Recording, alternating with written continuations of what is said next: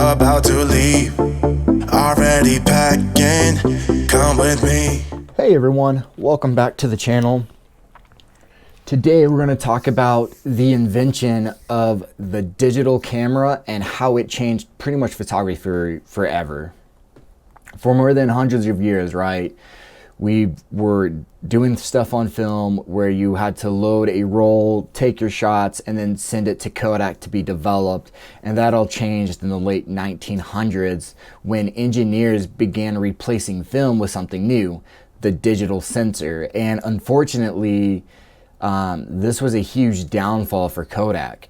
Here's how it worked. Instead of light hitting film-coated strips with chemicals, light would pass through your lens and hit a tiny sensor chip inside of your camera. This chip is made up of millions of little tiny squares called pixels. If you ever go into Photoshop, open up your pictures and zoom in all the way, as far as you can, all the way in, you're gonna see all of these squares. Those are pixels. Each pixel records how much light is hitting it, the color it is, and when you put all of those pixels together, you get a digital image. The very first digital camera was built in 1975 by an engineer at Kodak, and this was their downfall, Steven Sasson. His prototype was about the size of a toaster, and it recorded black and white photos onto a cassette tape. Each image took about 23 seconds to capture. It was clunky, but it was the start of a massive revolution. And so by the 1990s and the early 2000s, digital cameras started becoming more and more available to the public. And the big advantage was the instant feedback that you got. There was no more waiting for film to be developed. You can see your shot right away on the back of your camera, and you could even delete, reshoot, and experiment as much as you wanted. The leaps and bounds were only limited by you as a photographer and as an artist.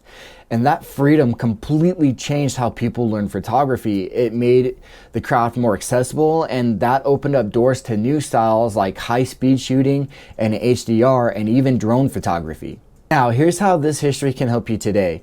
With digital, it's easy to take hundreds or even thousands of shots, but sometimes that's going to make us careless, right? Complacency is not good. And film forced photographers to slow down.